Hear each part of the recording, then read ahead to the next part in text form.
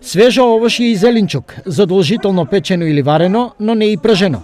Никако газирано, но само од измиено овошје исцедени и подготвени сокови.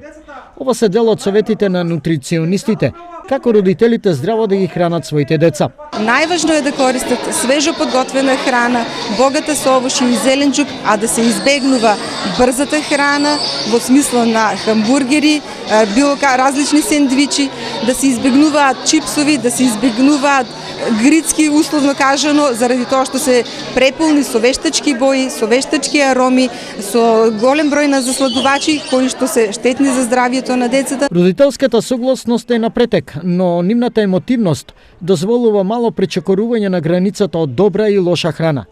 Чипси, смоки се на минито, но во значително помали количини. Се храни здраво, да, овошје, зеленчук, гледаме повеќе течна храна да унесува.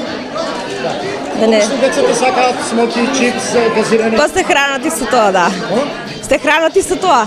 Да, не е здраво, меѓутоа не може да му забраниш на дете да му помали.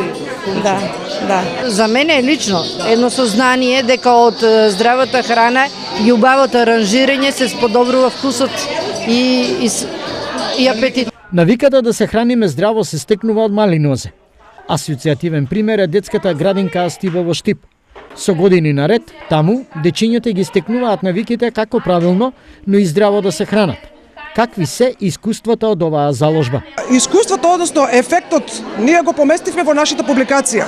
Значи, публикацијата е всушност сублимација на искуствата кои што ние ги добивме овие неколку години. Се со цел децата правилно да се хранат, односно уште од најмали нози да се научат да препознаваат што е тоа правилна исхрана и да бираат здрава храна. И годинава на Светскиот ден на храната, традиционално пред родителите и дечињата, кулинарите од градинката го представија пазарот на здрава храна.